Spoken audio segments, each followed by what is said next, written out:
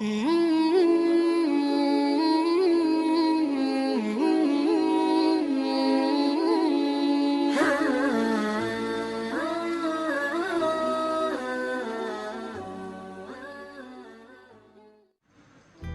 orang-orang yang tadi malam tidur bersama kita, bersenda gurau, tersenyum dan tertawa, tapi pagi ini mereka tidak lagi bernyawa.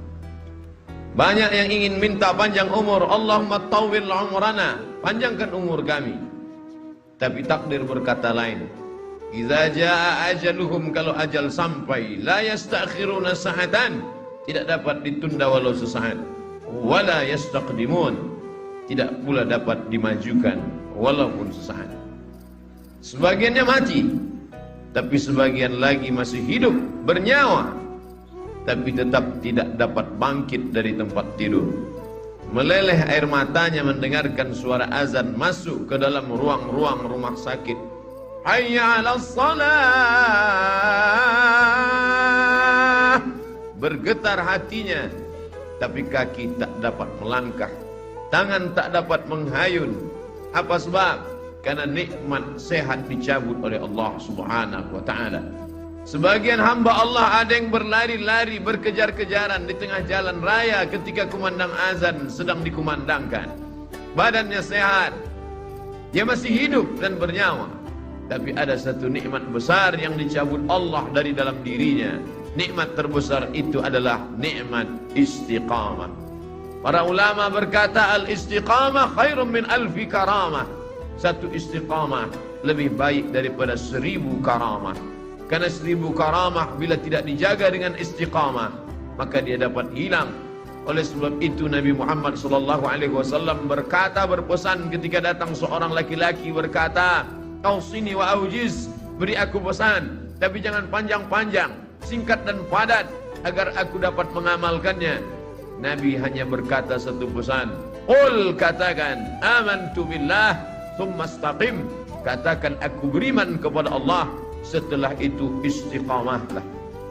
Alhamdulillah, siang hari ini ketiga nikmat itu masih ada dalam diri kita. Nikmat hidup, masih bersemayam ruh di dalam jasad. Nikmat sehat, kita masih bisa meringankan langkah, menghayunkan tangan datang ke rumah Allah.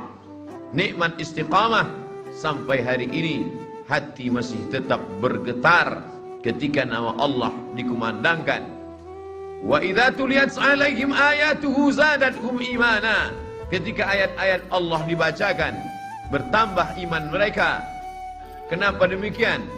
Karena masih ada modal utama, la ilaha illallah Muhammadur Rasulullah, maka amal soleh sebagai tambahannya. Imam Muslim membuat satu bab dalam kitab Sahih Muslim. Al-iman yazid wa yanqus. Iman bertambah dan iman bisa berkurang. Kapan iman bertambah? Berada di tempat yang paling baik, berkumpul bersama orang-orang baik, mendengarkan kata terbaik, dalam ibadah yang paling baik. Tempat yang paling baik, masjid, bersama orang paling baik, orang beriman. Di tempat yang paling baik, waktu terbaik, hari Jumat, dan mendengarkan kata-kata terbaik, kalam Allah dan sabda Rasulullah sallallahu alaihi wasallam. Maka saat ini iman sedang sepenuh-penuhnya berada di tempat yang tidak baik, bersama orang yang tidak baik, dalam keadaan yang tak baik, dalam perbuatan yang tidak baik, maka iman berkurang, bahkan bisa hilang sama sekali. La yazni zani hina yazni wa huwa mu'min. Orang beriman tidak akan berzina kalau ada iman dalam dirinya. Wa la yasriqu sariqu hina yasriqu wa huwa mu'min. Pencuri tidak akan mengambil harta orang kalau ada iman dalam dirinya. Wa la yazni zani wa la yashrabu syaribu hina yashrabu wa huwa mu'min. Peminum khamar, pecandu narkoba tidak akan menggunakan khamar kalau ada iman dalam dirinya. Lalu Ikrimah, murid Sayyidina Abdullah bin Abbas radhiyallahu anhuma, bertanya kepada Nabi sallallahu alaihi wasallam. Ketika hadis itu disampaikan oleh Nabi, didengar oleh Abdullah bin Abbas. Ketika Abdullah bin Abbas menyampaikan hadis itu, didengar oleh Ikrimah. Ikrimah bertanya, "Ayunza'ul iman?" Ayunza'ul iman? Apakah iman bisa tercabut? Apakah iman bisa lepas dari badan? Lalu kemudian syabbaka baina asabi'ihi. Abdullah bin Abbas menjalinkan jari jemarinya. Thumma naza'ahu, kemudian dia lepaskan. Lalu dia berkata, hakadha yunza'ul iman, beginilah iman terlepas dari badan. Hina taba, ketika orang itu bertobat, ada, maka iman masuk lagi ke dalam badan. Alangkah meruginya orang-orang yang beramal soleh, mulutnya senantiasa qomat kamit berzikir, hartanya dia pakai untuk berinfak, berzakat, berwakaf, bersedekah, berjihad fisabilillah, tapi tidak ada istiqamah, maka mati dalam keadaan malaikat maut mencabut nyawanya. Ketika itu iman tidak ada dalam dirinya. Wa qadimna ila ma 'amilu min 'amalin, saatnya nanti datang malaikat membawakan amal-amalnya. Ini anak yatim yang kau sekolahkan, ini panti jompo yang kau bangun, ini infak, zakat, wakaf, sedekahmu. Faja'alnahu haba'an mansura, tapi kami jadikan amalnya itu seperti debu yang ditiup angin, tak bermakna di hadapan Allah. Mengapa? Karena tidak ada iman. Itulah yang membedakan orang beramal soleh dengan tidak beramal soleh. Illalladzina amanu, kecuali orang yang beriman, wa amilus salihati, dan beramal soleh. Berapa banyak mereka membangun tempat-tempat sosial, panti-panti menampung orang miskin susah melarat, tapi tak bernilai hampa di hadapan Allah. Balasannya langsung di dunia, di akhirat mereka hanya tinggal menerima azabnya saja. Oleh sebab itu satu-satunya yang menyelamatkan kita adalah iman kepada Allah Subhanahu wa ta'ala. Inilah yang kita tanamkan ke dalam kepala anak-anak kita. Yang sesungguhnya kita tidak pernah menerima anak itu dalam keadaan kosong dan hampa. Tidak ada seorang pun dari kita yang istrinya mengandung 9 bulan 10 hari lamanya melahirkan anak dalam keadaan kosong. Mereka sudah diisi dengan satu program. Karena sebelum roh itu dibawa oleh malaikat ke dalam rahim, roh sudah siap, sudah bersaksi bersyahadat di hadapan Allah Subhanahu wa ta'ala. Wa iz, ingatlah. Mengapa Allah awali ayat itu dengan kata ingatlah? Karena banyak orang yang tidak ingat, mereka lupa. Maka Allah ingatkan mereka, wa iz, ingatlah.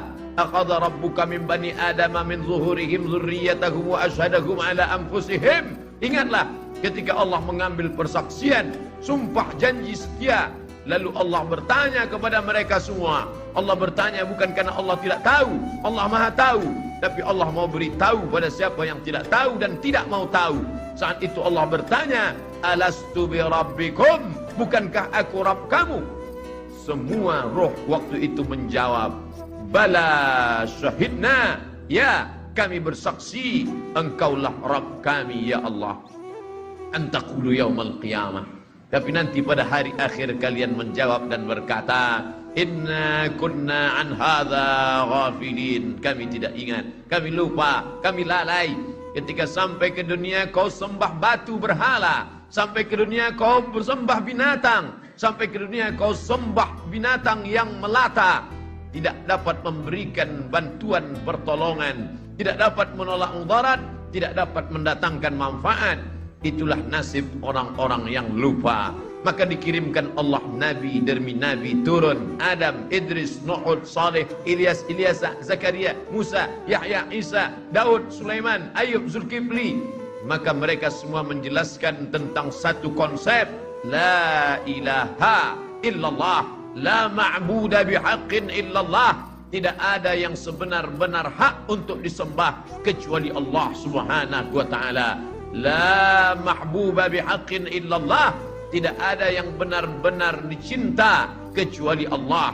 Cinta kepada anak, anak akan durhaka. Cinta kepada pasangan hidup, mereka akan mati meninggalkan kita. Cinta kepada harta, harta akan binasa. Cinta kepada kuasa, kuasa akan sirna. Maka tumpahkanlah cintamu kepada Dia yang tak pernah berakhir dan maha sempurna. Siapa Dia? Allahu la ilaha illa huwa. Bagaimana Dia? Al-Hayyu, Dia maha hidup. Al-Qayyum, Dia maha mengatur. Dia tidak hanya sekedar hidup, tapi Dia juga mengatur segala kehidupan. La tasqutu min waraqatin illa ya'lamuha. Tidak ada satu daun pun yang gugur melainkan dalam pengetahuannya yang sempurna. Apakah Dia mengawasi aku? Apakah Dia melihat aku? Apakah Dia senantiasa memandang? la ta'khudhuhu sinatun wala naum. Dia tak pernah mengantuk, dia tidak pernah tidur. Kalau takut berbuat dosa karena atasan akan tertidur. Kalau takut berbuat salah karena orang tua akan mengantuk. Kalau takut berbuat zalim karena orang lain petugas keamanan, maka mereka pun akan meninggalkan kita. Tapi kita takut karena dia, la ta'khudhuhu sinatun wala naum. Berkuasakah dia? Sehebat apa kekuasaannya? Lahu ma fis samawati wa ma fil ard. Apa yang ada di langit, apa yang ada di bumi, semua milik dia. Tu'izzu man tasha, siapa yang mau kau angkat setinggi-tingginya. Wa tudhillu man tasha, siapa yang mau kau hinakan, kau rendahkan, kau jatuhkan serendah-rendahnya. Biyadikal khair, dalam genggaman kuasamu ada segala kebaikan ya Allah. Lalu kemudian, siapa yang bisa memberikan pertolongan dan bantuan? Man dzalladzi yashfa'u 'indahu illa bi'idnih. Semua dengan izinnya. Tanpa izinnya tak ada yang berlaku di atas muka bumi Allah Subhanahu wa ta'ala. Lalu kemudian setelah itu berpikirlah manusia yang lemah, hina dan kotor itu, apakah ada kuasa selain daripada dia? Tidak ada yang berkuasa kecuali kuasa hanya dia saja. Huwal awwalu, dia yang pertama. Huwal akhiru, dia yang terakhir. Tapi dia tak berawal dan tidak berakhir. Semua yang berawal dan berakhir akan binasa. Mengapa dikatakan dia yang pertama? Sebelum ada alam semesta, dia sendirian sudah ada. Maka dia katakan huwal awwalu. Mengapa dikatakan huwal akhiru? Dia tidak pernah berakhir.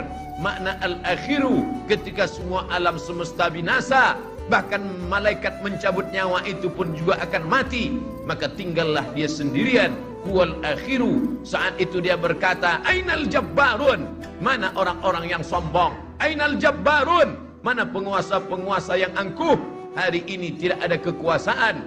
Itulah yang kita katakan setiap selesai salat, la ilaha illallah wahdahu la syarikalah lahul mulku, hanya dia saja yang punya kuasa. Walahul hamdu, hanya dia saja yang layak dipuja dan dipuji. Yuhyi, dia menghidupkan. Wa yumit, dia mematikan. Wa huwa ala kulli syai'in qadir, dia kuasa atas segala sesuatu. Tahukah dia tentang semut yang kecil berada di dalam lubang tanah yang kecil yang tidak dapat dilihat pantau manusia? Maka dia sendiri berkata tentang dirinya, ya'lamu ma baina aydihim wa ma khalfahum wa la yuhituna bi syai'in min 'ilmihi illa bima syaa. Bagaimana kekuasaannya? Wasi'a kursiyyuhus samawati wal ard. Beratkah dia mengatur alam semesta ini? Susahkah dia mengendalikan makhluk beserta isi dunia ini? Maka dia katakan, wala ya'uduhu hifzuhuma wa huwal 'aliyyul 'azim. Itulah mengapa ketika ayat kursi ini dibaca ketika selesai subuh, kita akan dipelihara sampai zuhur. Dibaca selesai zuhur, akan dijaga sampai asar. Dibaca asar, akan dijaga sampai maghrib. Dibaca maghrib, akan terpelihara sampai isya.